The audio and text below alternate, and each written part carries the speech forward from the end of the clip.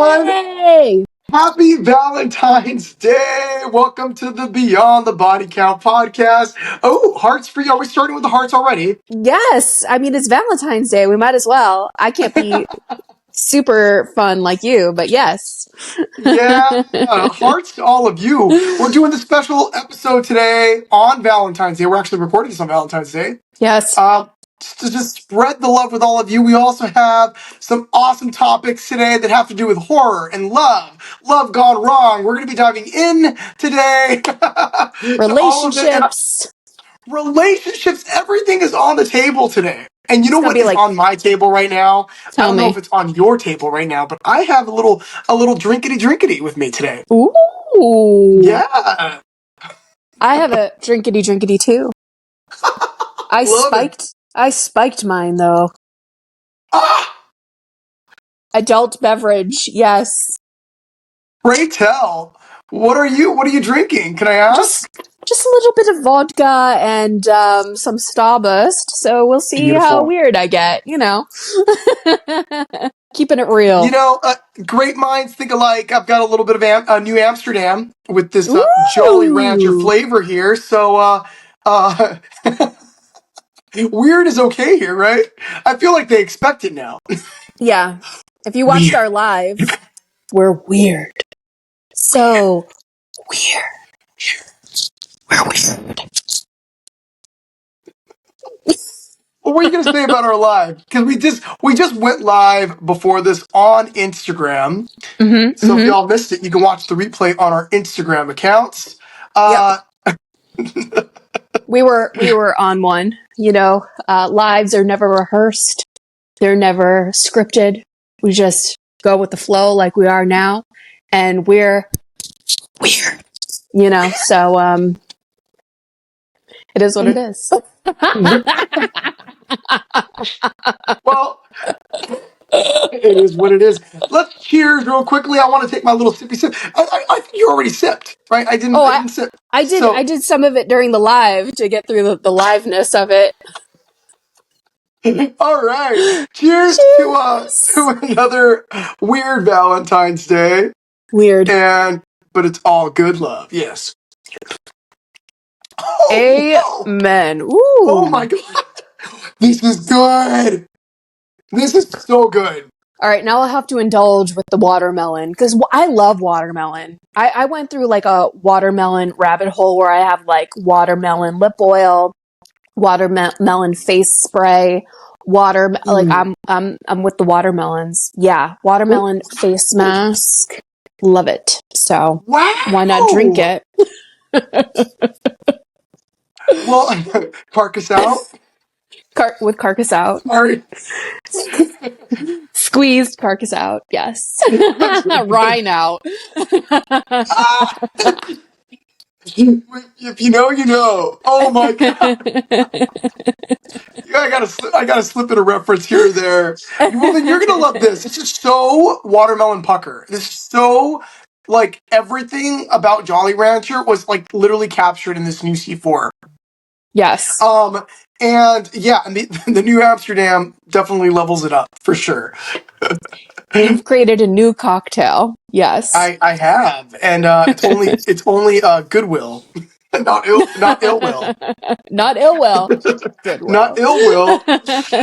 All right, so shall we get into this Valentine's Day topic today? Because I'm curious to hear your thoughts. It is a topic, so it can go wherever it's going to go. Right? It's going to go wherever it's going to go. Yeah. It's going to go wherever it's going to go. There's no like rules or guidelines for this, but maybe I could flash it on the screen right here in the edit. It's love gone wrong. Are we getting our thumbnails now?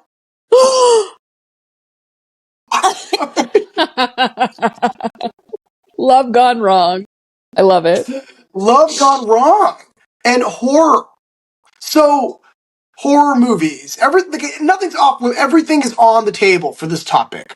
And it could be, what horror movie comes to mind for you, your thoughts on the subject matter in horror. Because when I first thought about this, before we get into it right now, and also, Also, before we get into it, please take a second to smash that like button and subscribe. Help our channel grow. It doesn't cost anything to hit that like button. The more likes we get, it pushes it out into the YouTube algorithm land. So if you like content like this and horror talk with us, please support our channel. We are growing. We all come up together. So this topic of love gone wrong and horror. I thought to myself when I brought this up, for this Valentine's Day episode, like what could that possibly mean? And when we were talking about it on the live, it kind of went into a couple directions. So I'm curious to hear what comes to mind for you with this topic. And I feel like what I was gonna say was I feel like a lot of people can actually unpack this. At first, it's like, what is that? But when you get into it, it's like actually could affect all facets of horror. So Yes. Because go on, Guru. I'm here to learn, and I'm a sponge. Because when you originally proposed this to me, I was like, Valentine's Day horror? Valentine's Day horror? I mean, automatically I go to My Bloody Valentine. I go to Valentine. But then... With Denise Richards. With which Denise I have not Richards. seen.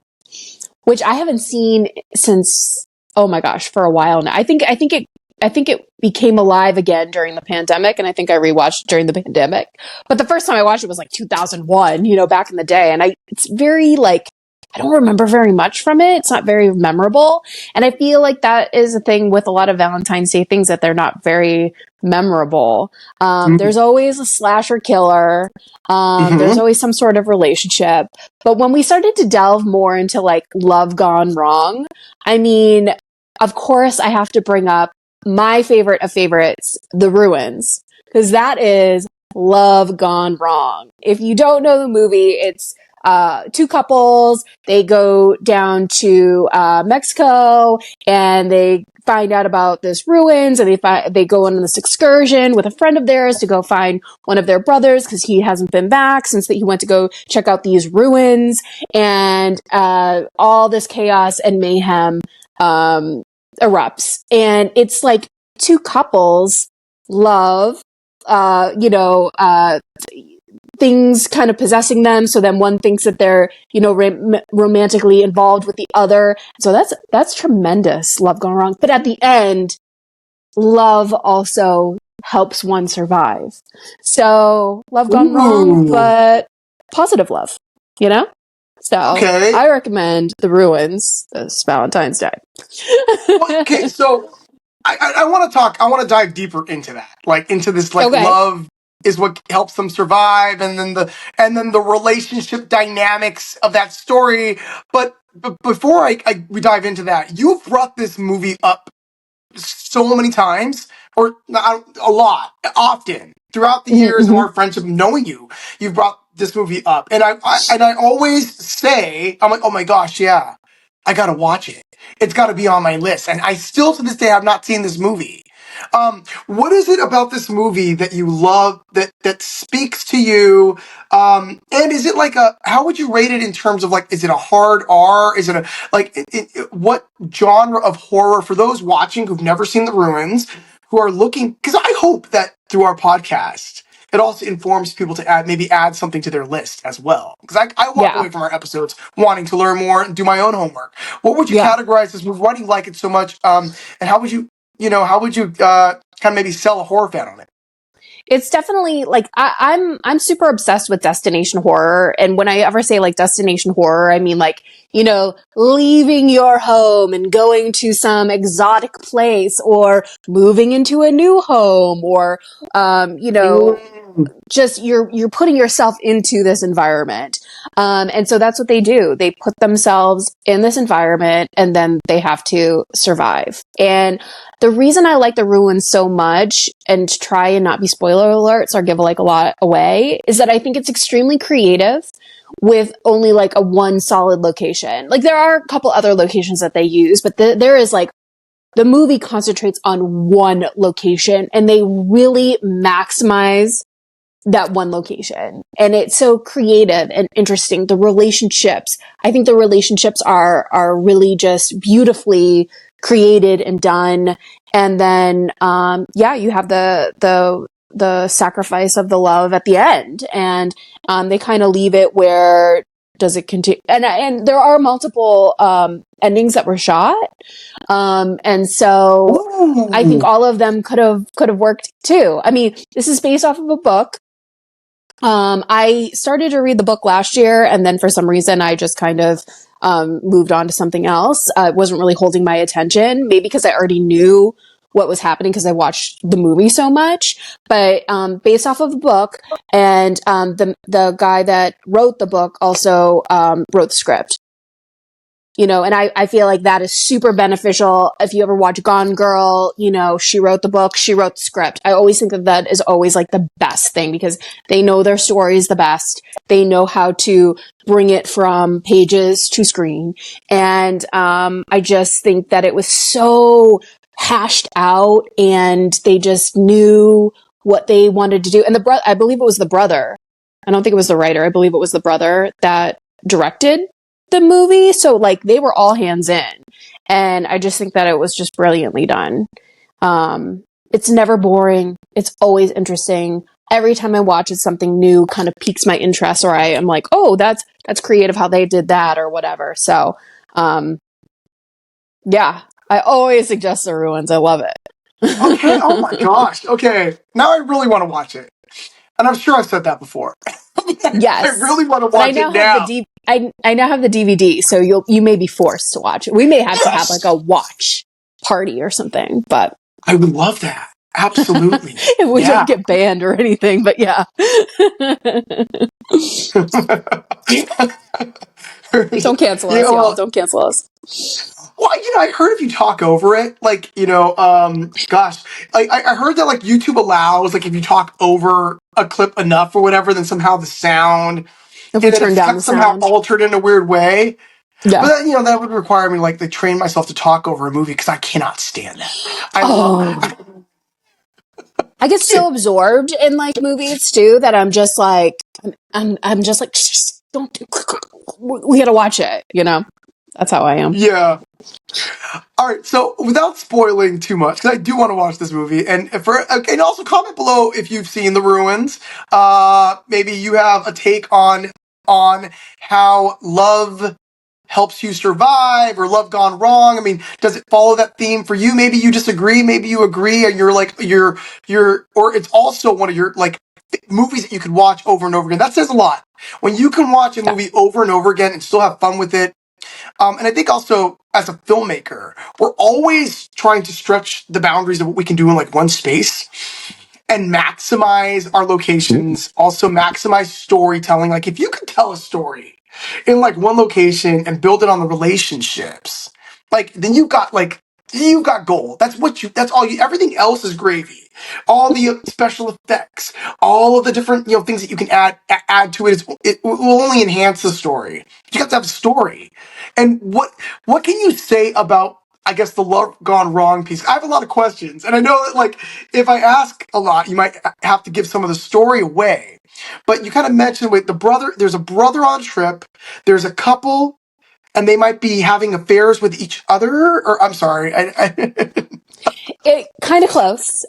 So they go to this location where they think the missing brother is. They're trying to go find missing brother, and they're going along with the brother. So it's two couples and the brother and an additional friend.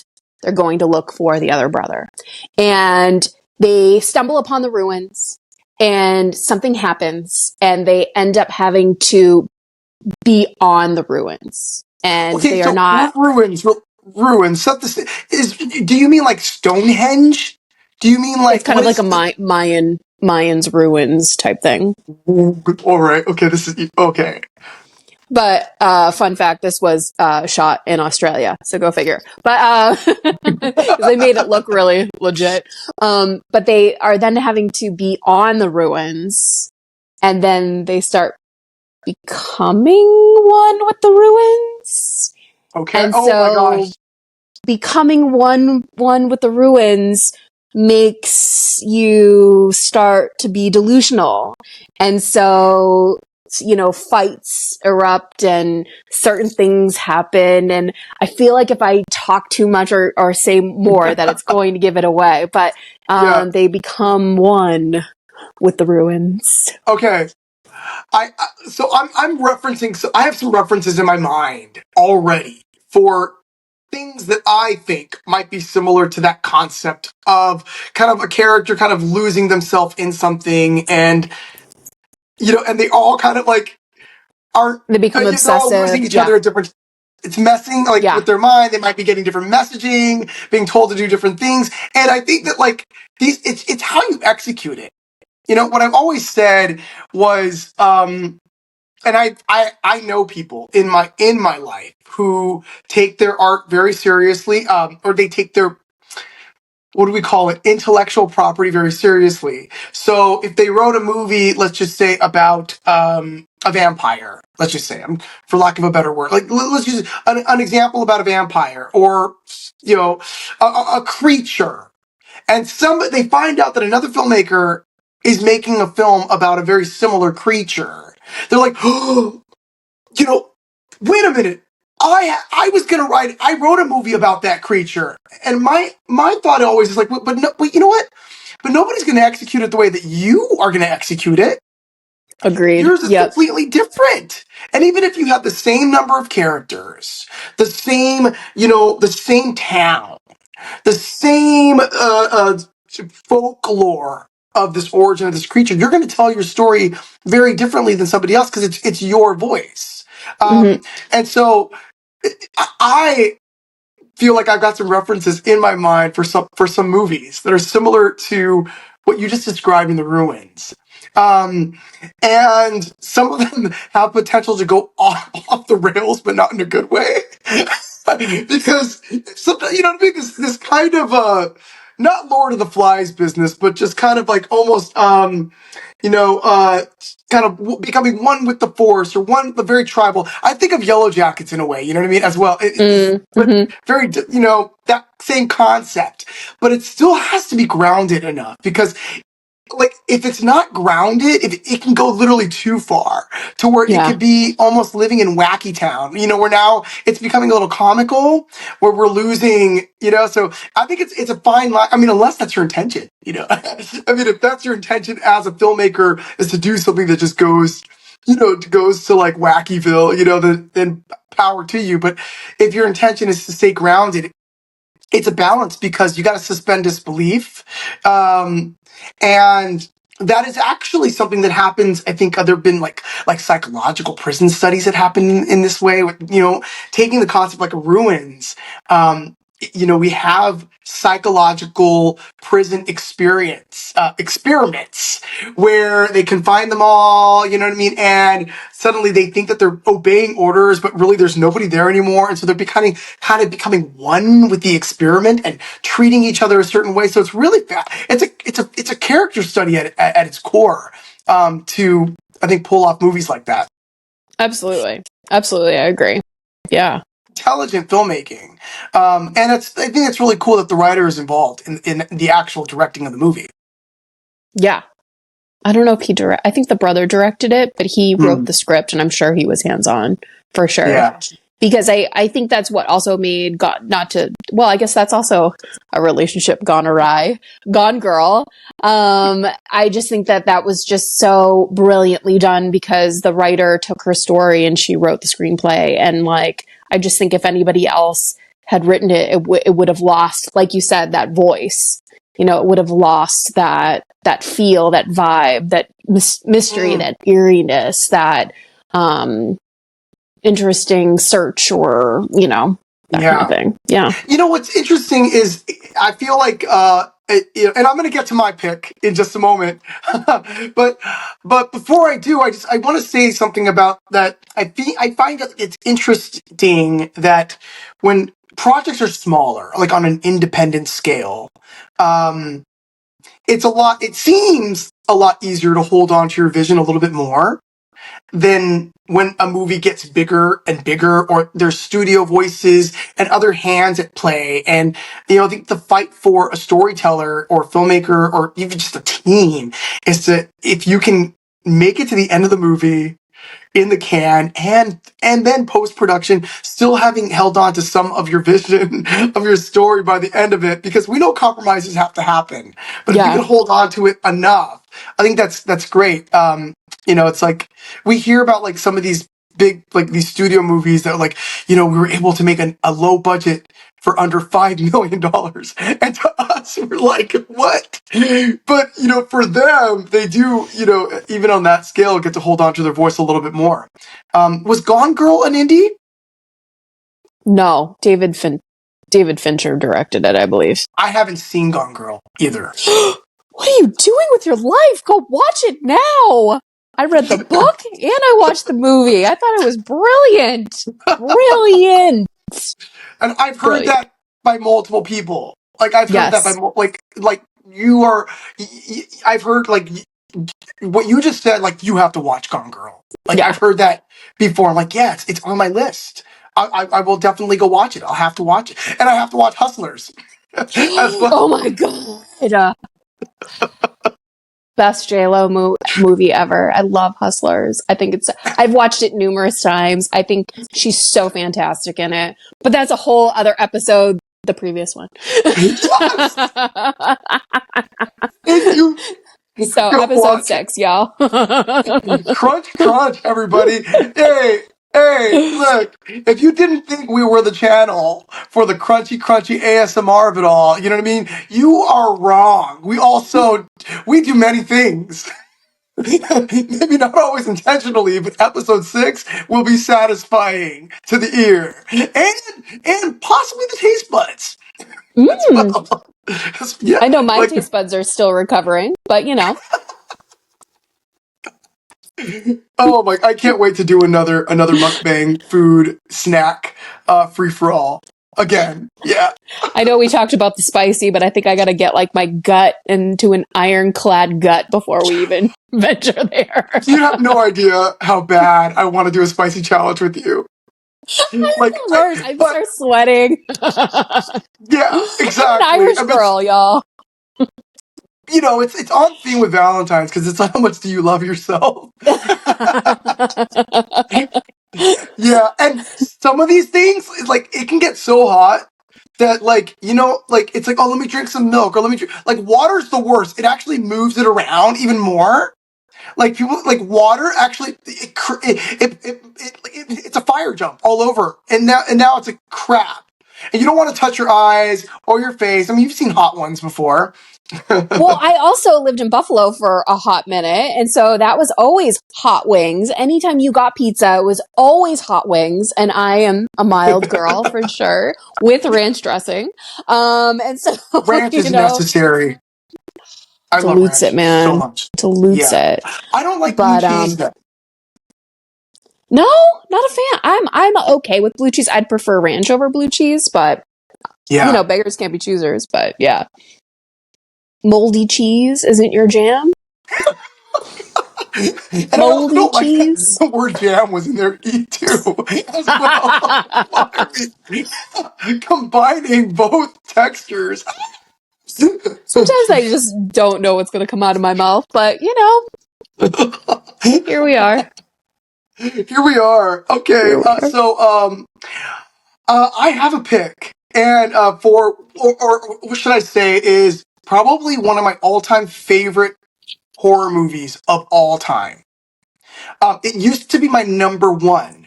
It's no longer my number one, but it was my number one up until probably maybe five years ago. Okay. But now I have a new number one. And it came up for me when I thought about Love Gone Wrong. So I'm gonna set this up. Okay. Before I say the name of the movie, this movie deals with eternal love. Okay, eternal love. It's not what you're thinking. It might not be what you're thinking. Maybe doomed love. Maybe the kind of love that you would die for. That you would die for, because as long as their heart beats, your heart beats. This movie, and it's also possibly loving someone so much that you're willing to sacrifice them. It is eternal love. The movie is Stephen King's Misery. Stephen King's Misery. How did you like that setup? How did you like? That was pretty good. That was pretty good. Unfortunately, I knew what your favorite movie was, so I knew where we were going. But part of me also was like, Psycho? Are we going to Psycho? Because that is like very close to how you were describing. Ooh. Whoa. Oh Whoa! What in the world just happened right now? no! Part of my set just fell over. Was that the telephone? Yeah, it was the telephone. We're okay It though. sounded like We're the telephone. Yeah. Malvolia's telephone. Shh. God, this is so I was doomed. literally about to say mic drop. Mic drop. Because, like, and then that dropped. How crazy is that? So I I'm don't know if gonna this is. actually. Oh yeah, get your set together. Get your set together. Yeah, let's just put this on the floor. Yeah. We are live, y'all. We are live. It's Things okay, just fall. Sometimes I fly did it across the break? screen, and so bringing up Psycho, I actually just realized right now that yeah, that there are a lot of the same themes. Oh, you're Yes. absolutely right. Yes. They're very close. Very, very close. Almost everything I just described right now could be literally Psycho. And the Yeah. relationship between Norman Bates and his mother, um, like wowzers, wowzers. All right, before I get Yes. into Misery, comment below if you've ever seen Misery. I actually want to read the synopsis real quick because we're about educating everybody. So straight from Absolutely. education. This is an educational channel too. When we're not ASMRing. Misery. Stephen King, also starring Kathy Bates, James Cain, or Kahn, Con. and Richard Farnsworth, and also a cameo by Dame Lauren Bacall in the movie as well. She plays the publisher, Paul Sheldon's publisher. Okay, Mm-hmm. after a famous author is rescued from a car crash by a fan of his novels, he comes to realize that the care he is receiving is only the beginning of a nightmare of captivity and abuse. Oh, you don't know how many times I watched this movie as a kid. It was my favorite movie as a 7-year-old. And I would recite Kathy. I know, right? I was captivated by Kathy Bates' performance in this movie, by her ability to be so caring and so bright and to be that nurse, that relatable nurse, and then switch it. She switches it on you. You know, I mean, picture it. So Paul Sheldon, like, he is the author of these books called Misery. He gets into a car crash and in the snow. Snow. And in the snow, his legs are broken. He barely survives. And the only reason he survives is because he's dragged out of the car by, as luck and fate would have it, his number one fan, a nurse. She nurses him back to health. But we also find out very quickly she's obsessed with Paul Sheldon. Who hasn't seen Misery? And if you haven't seen Misery, I could give it away, but you'd still experience it. Like, I could tell you what happens, and you'd still be experiencing it as it unfolds because it is really it's also a 2-character study. Mm-hmm. One location for One most of the location. movie. Mm-hmm. Mm-hmm. They have like a chicken feed store at one point where she goes out to the store because she's got a pig. And the pig's name is Misery. She named it after Misery too. But it is. Yeah, go ahead. What were you gonna say? I was going to say, I don't recall watching this when I was younger, and so it was available during the pandemic, and I indulged because I knew it was one of your favorite films, and it was, it started to come back to me. I started to remember, so I must have seen it when I was younger, but, yes, it's just this journey of misery. It's misery. Oh my goodness! Oh my goodness! And it is mental gymnastics. imagine he's in this bed, he's bedridden, he can't go anywhere. And it's Stockholm Syndrome. So the only way to survive is to identify with your captor. So I bring this up for a couple of reasons because I also played a character in a movie, and we talked about it, I think, in episode 4, How We Met, or episode 5, on Irrational Fear, when I played Dr. Sanders. And and one of the things that grounded me in that character, because I think when we play villains or we get an opportunity to play an unhinged character in some way that gets unhinged in the third act, we think about playing the idea of. But for me, I leaned into the fact that that character truly cared about, like, wouldn't it be also interesting, but also odd and horrifying that this insane person also truly cares about his victims, like truly, truly, truly. And that's what comes to mind with Misery, is that she loves him so much that she's gonna squeeze the life out of this pet. And you're told, like, you get this cat. And it's like, but I love this cat so much. I want to love Elmira from Tiny Toons. It's gonna love me, squeeze my video. You literally squeeze the life out of them because you love them so much. You can never get away because I'm squeezing you so tightly that you can never get away. You can Yeah. never, and yeah, and he, I mean, he, I mean, the movie has the movie has its ending, and I wonder if they shot multiple endings of this movie. I wonder if they did. Um, but yeah, that for the entire ride of almost the entire runtime, you're like, he's never going to get away. And the moment he thinks he's about to get away and escape, it's. I also think of of kids who don't know how to take care of their fish sometimes, and. I don't know if you can, and adults too. I've never owned a fish, by the way, ever. But I've I have. heard stories of fish dying outside of the aquarium.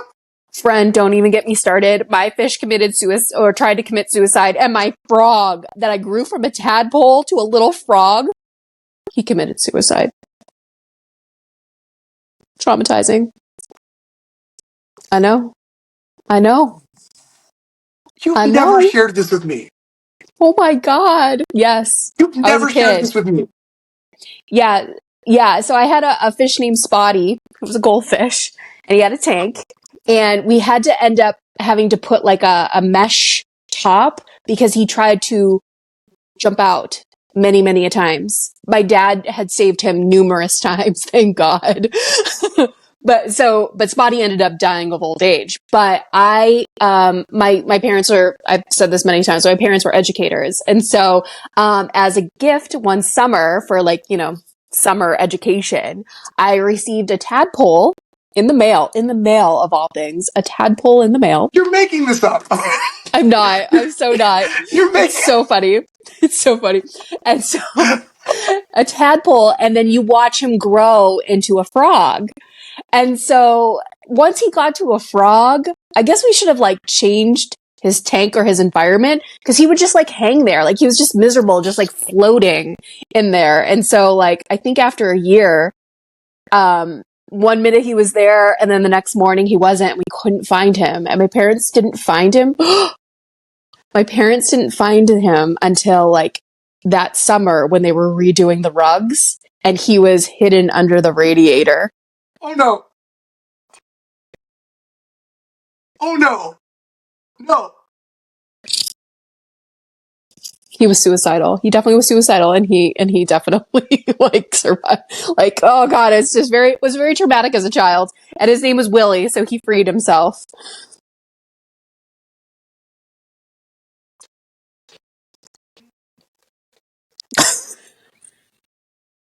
I should not be laughing at this, but I'm laughing at my childhood trauma, I think.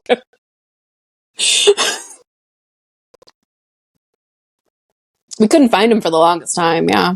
Yeah. It was pretty oh, how horrible is that? Oh. Hey, laughter is healing. Wow. I mean, granted, it was like, what, 30 years ago, but still. Yeah, so I totally know what people talk about when they say that their fish tried to commit suicide. Anyway, I totally went off on a rampage. You were saying about fish killing No, themselves. I think this is why we're here today. I think we're exactly where we needed to end up. And I couldn't think of toast before, but I'm like, you know what? We're toasting to Willie. To and Spotty. And Spotty. R.I.P. y'all. R.I.P. reptiles and amphibians. Oh my goodness. Wow. Well, you know, hey, I know you loved them. I know you loved them. And you know, and then they had a love and an affinity for the other side. Curiosity. They wanted to get out of those tanks. I don't blame them. I don't blame them. Okay. So yeah. Well, thank you for sharing that. That was that you know, we learned things about each other on this podcast. And I did want to say that on this topic of, I did want to bring up one last thing about these Valentine's Day horror movies because you had mentioned something on our live, which was that there are not a lot of actual Valentine's Day movies. We think of like The Bride of Chucky, for example. Wait, Bride of Chucky might be. Maybe what about Warm Bodies? Is Warm Bodies, would that be considered Warm kind of a Valentine's? When I did a search, Warm Bodies came up. Yes, not Bride of Chucky, but Warm Bodies. Yep, Warm Bodies. Yeah, yep. And then there's of course My Bloody Valentine, which was remade, which was like made twice, right? And now playing is Heart Eyes. Heart Eyes.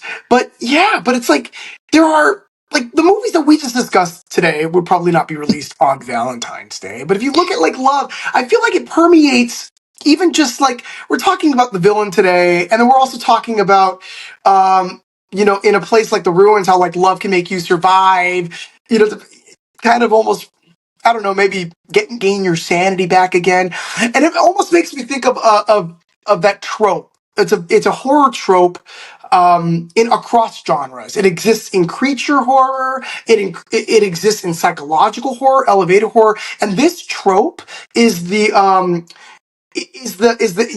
lost inside, like the American Werewolf in Paris. It's like, no, I know you're in there. Like, I know you're in there. Remember me, please remember me. Yeah, and those are. I think those might fall into this category of kind of like love gone wrong, or please find a way to love me again. I love you. You know, like where your humanity is fading away. So I just saw The Wolf Man. That was a big part of the movie. And Nosferatu as well. Please love me again. Yeah.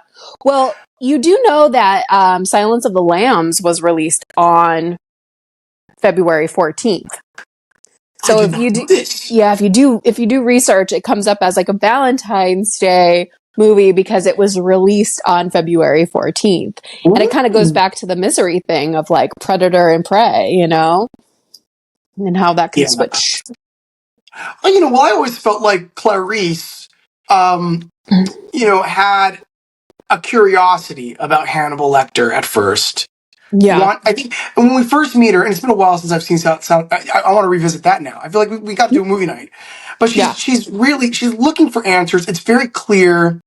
She's kind of objective, very objective in the beginning. She's there to do a job, to get answers, and it's very linear. It almost feels like an interview. And then it's this kind of curiosity.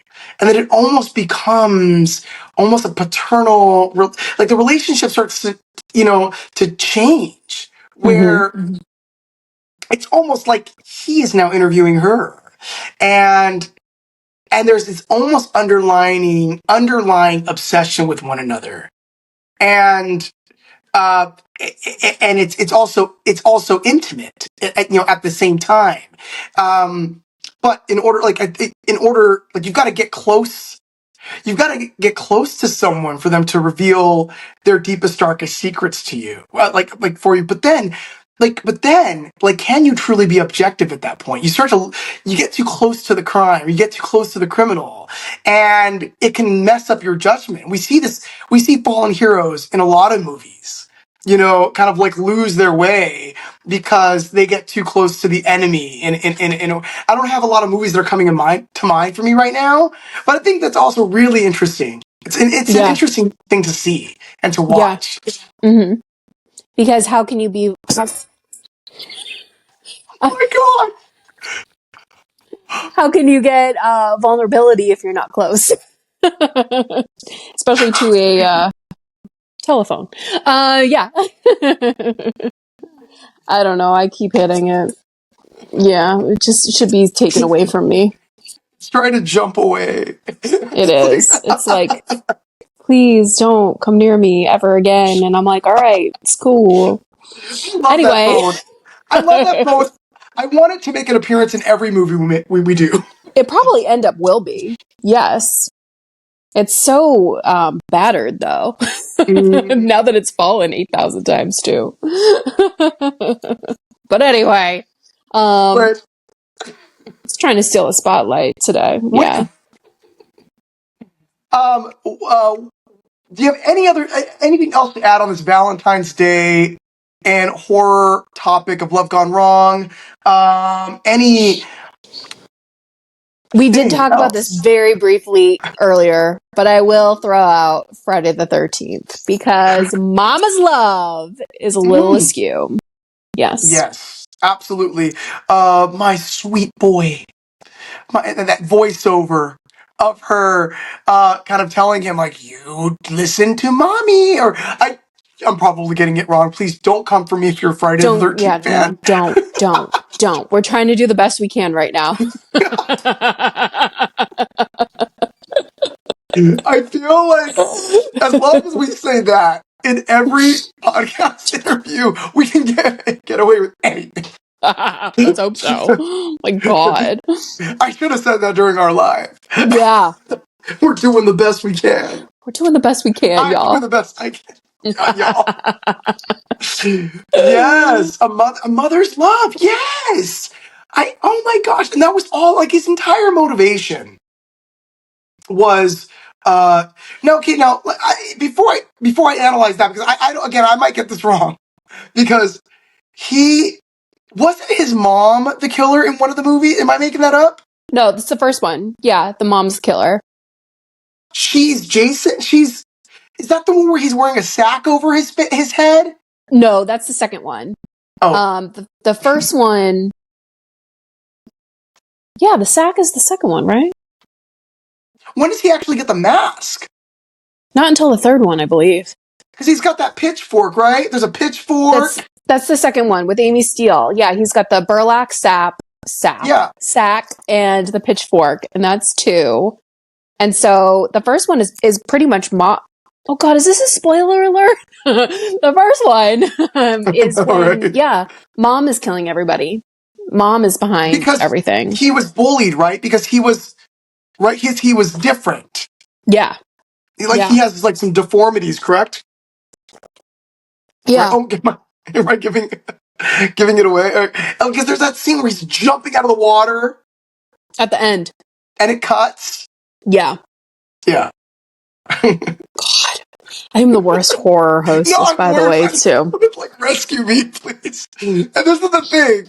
I get intimidated to drop these things. Like, I gotta go and pursue the thing that I drop. But I'm like, damn it, I don't know enough about Friday the 13th. Although I've seen some of the movies, I'm not an aficionado. Like, I wouldn't be. That night, I don't watch it. There are some people that just watch over and over and over, or they can memorize things within seconds. Like, I would just try and watch everything that I'm interested in, and so I don't really retain a lot of the knowledge, but, yeah. Well, we're doing the best we can. We're doing the best we can. I always say that at work too. We're just doing the best we can with what we have, Yes. Yeah, Don't yeah. come for me. It'll appease them. Absolutely.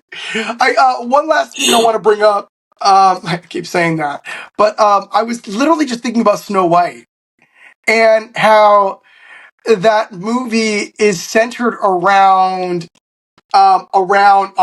a heart.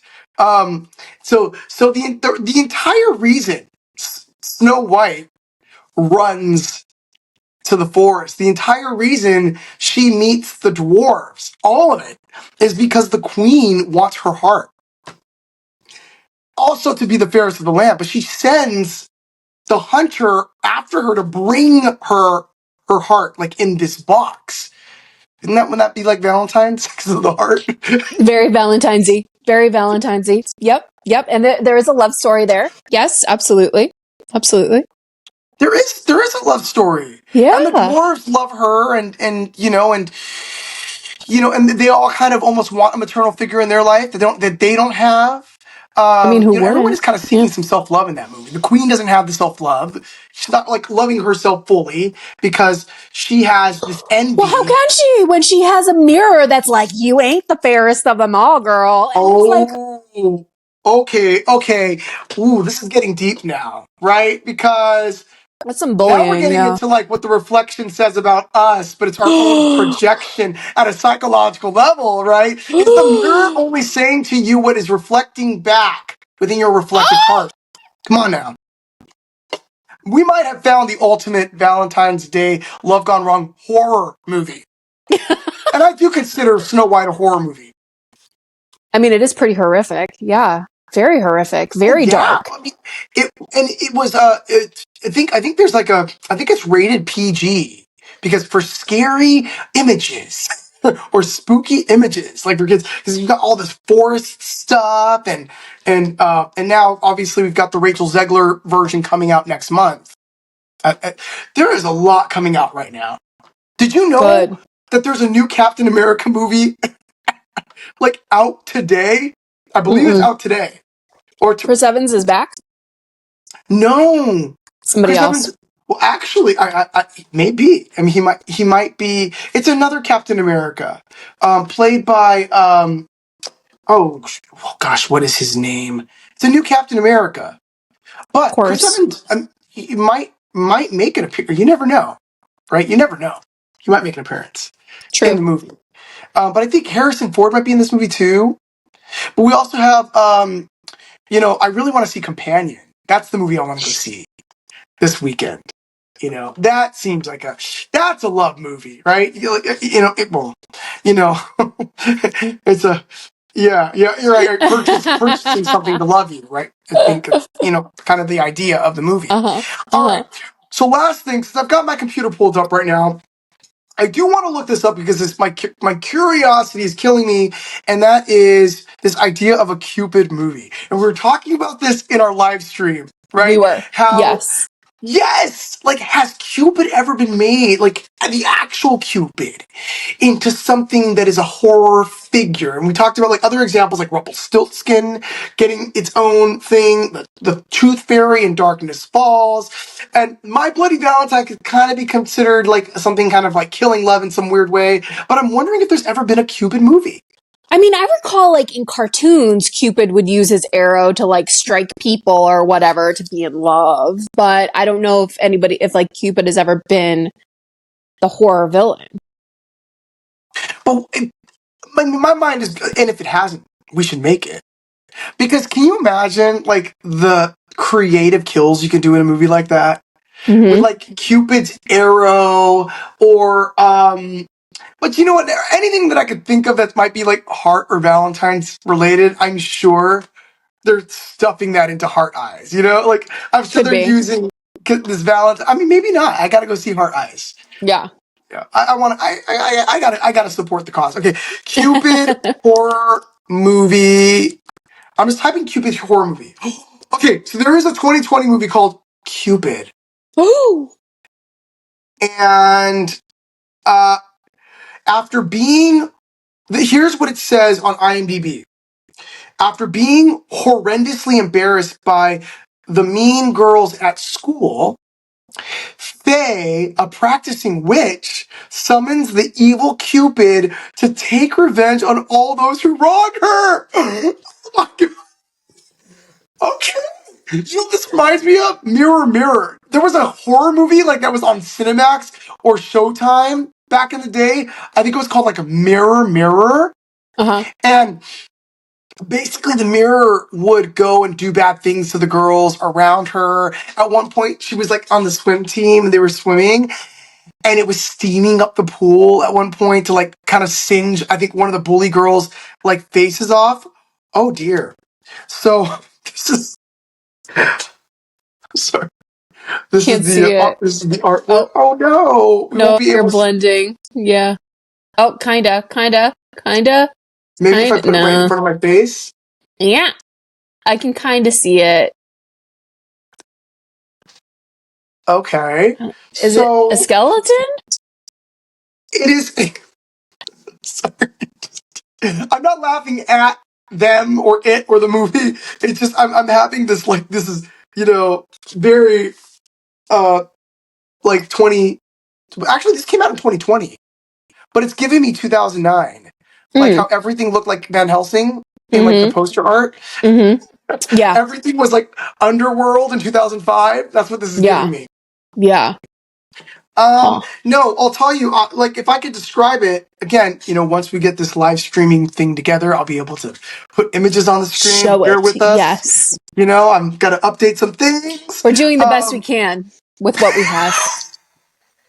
Don't come for us.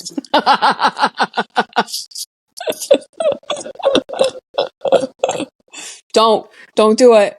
Oh my god, you're so quick. You're ready with it. You're ready with it.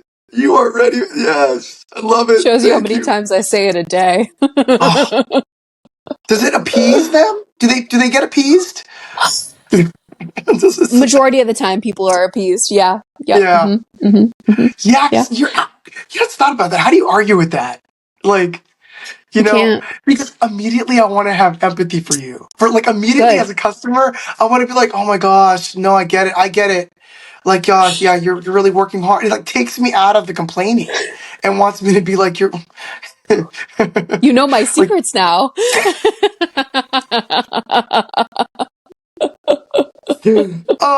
okay. So, so it also provides a storyline. There's a big cast, by the way. And the top built cast doesn't have an IMDb photo. Again, these are just observations. No judgment. Okay, No no judgment, judgment. but I'll tell you what it is. Why I'm laughing. Okay, I'm gonna be really honest because this is reminding me of a genre that I actually appreciate, which is those where they try to, they're kind of like these B movies, right? Like Winnie the Pooh, Love and Honey, like Mm-hmm. almost like Mm-hmm. Sharknado or whatever, and it's Mm-hmm. giving me that. It's giving me like, hey, they're making a movie. This is awesome. It's a big cast. So the storyline says this. After being horrendously embarrassed by the mean girls at school, Faye, practicing witch, summons Cupid to take revenge on those who wronged her. On Valentine's Day, Cupid does in fact rise and will stop at nothing until all are punished. The students must figure out a way to stop Cupid and undo the spell before their hearts get broken, literally. Oh my god. Whoever wrote that is like that is what you want as your plot line. I mean, cast me. I'll be in it. Get it. This seems big. This seems large. Like Where can we view this. this at? Does it say like Tubi or anything? Oh yeah, let me see. I almost said let me ask. I mean, basically that's where we are now. By You all know what I means, mean? ask them. Yes. Ask. Okay, where can I watch Does it show on Cupid? IMDb? No, it's not. Ooh, it might not be available then. It does. Oh, it does. Okay, it's streaming on Fossum, like awesome Ooh. with an F, Oh, and okay. Freevee. And Freevee is good. I've never, but Freebie's using the same color palette as Tubi, so I'm sure they're a competitor. It's the neon green with the purple background. Freevee is on Amazon. Yeah. Oh, I've never heard of it. You just watch it with commercials. Oh my god, it's amazing. Okay. Oh yeah, it's also on Tubi and Amazon Prime Video. Yeah. This would be fun to watch. Cupid. So okay, so if I could just to describe the poster art, yeah, he does look like he looks like a some type of ferocious fish. He has features of Voldemort. His wings are very like kind of grayish. They're big. There's a fish called the angler fish. Do you know what an angler fish is? The pictures that they've just recently shown of this thing, the one that lives deep. Wait, you haven't seen the one that lives deep down? No, the anglerfish does live deep down. Which picture are you talking about? The ones that are recently out, where this fish, like, all of a sudden came up to the top. I forget its name, but it came up to the top, and he's terrifying. He's so scary looking. He's got a little antenna that glows. Yeah, that's it. That's the anglerfish. Yes. It's used as bait. It's a lure. He's like a Teletubby. He's like, hey.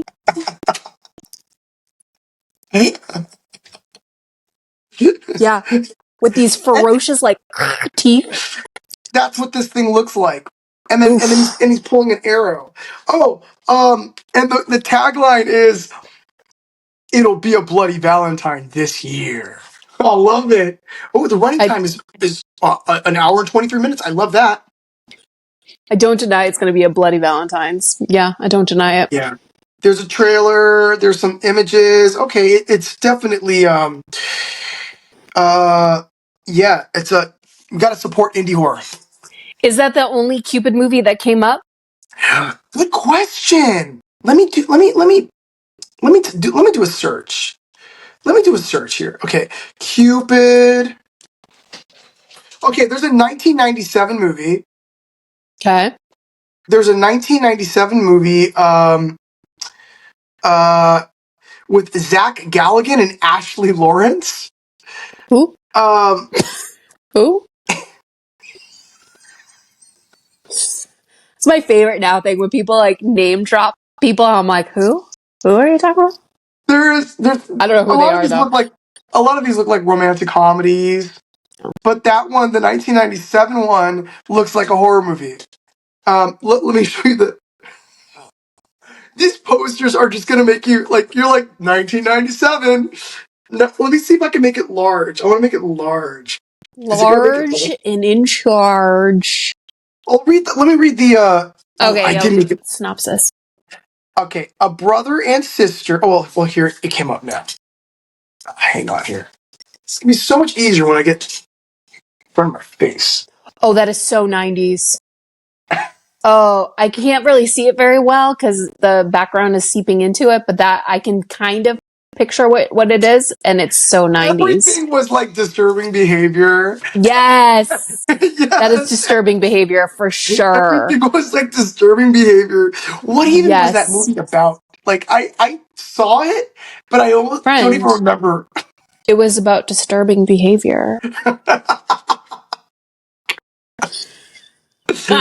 Oh my god.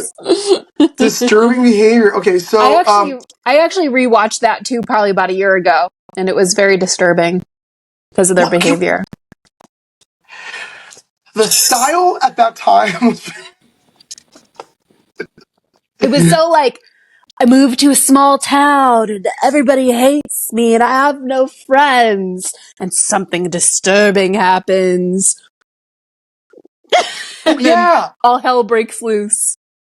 James Marsden is in it. Oh my, you're right. Mm-hmm. And they were all on these WB shows back then, right? Yes. It was always the WB people. Katie Holmes and Was Katie Holmes in that movie too? I'm pretty sure. Okay, don't come for me. I'm doing the best I can with what I have. But if memory serves me right, the memory is a little difficult right now. Yeah, Katie Holmes, James Marsden, and some other guy. They were disturbing. A brother and sister with a past.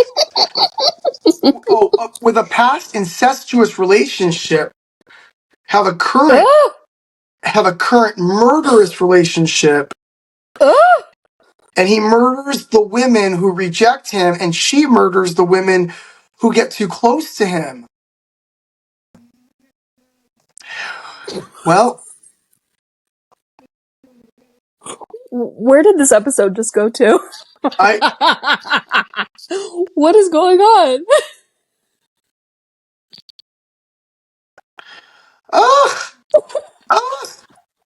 All right, Cupid, go check yourself. I know. Yeah, this is not about Cupid. No, not at all. Not at all. Well, is it the history of Cupid? I don't even know the history of Cupid to even... I'm so prepared for this episode, so, yeah. Oh my god, it was written by David Bonullo! Who's David Bonullo? I don't know who that is. Oh, I was like, who is that? I don't know who that is. Who? Joking. Wow. Yeah, Zach Galligan looks familiar. But I don't know. I really don't know. And then, do you know who Mary Crosby is? Yeah, she's on The Real Housewives of Salt Lake City. No, that's Mary Cosby. Oh. Oh, this is any excuse to insert the Real Housewives. Dude, if you know, you know.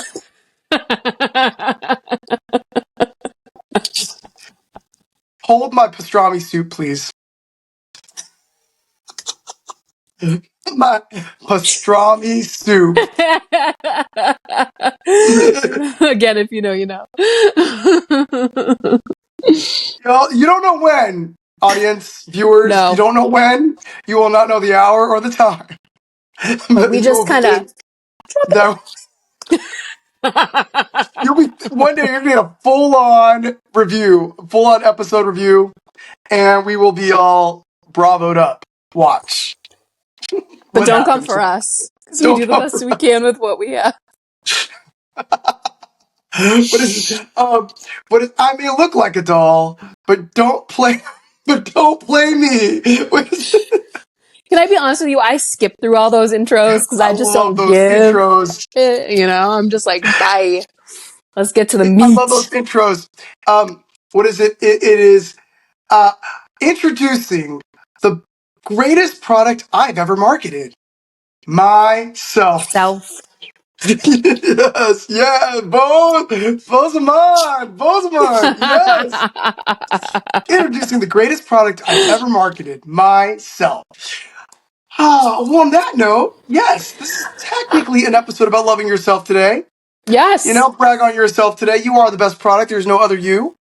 Whether you are spending today single, or whether you are in a loving relationship today, or whether you are loving on some pets who've been waiting for you to come home today, wherever you are, or maybe, just maybe, watching a Valentine's Day horror movie today.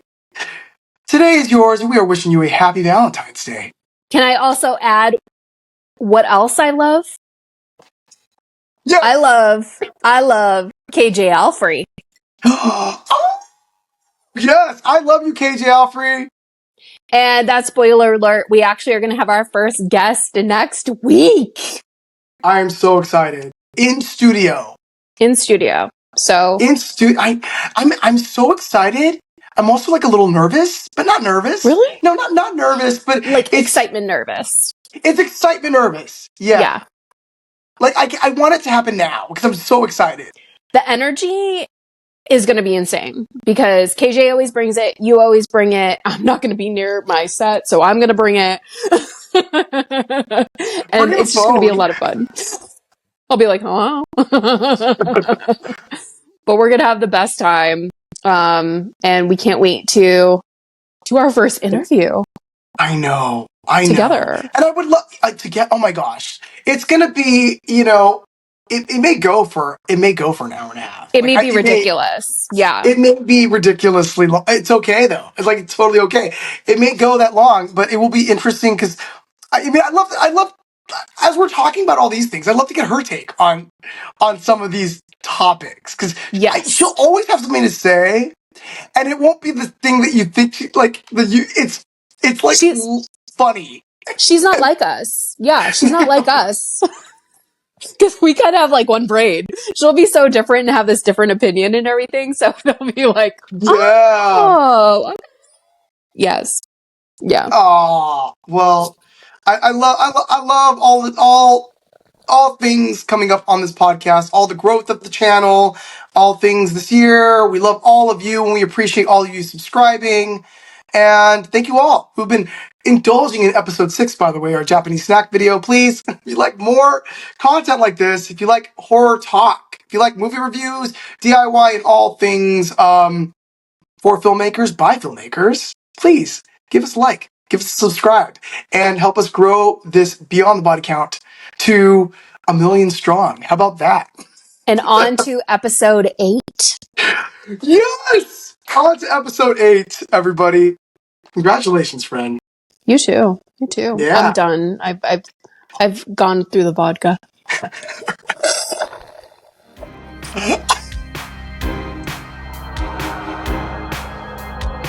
Happy Valentine's Day.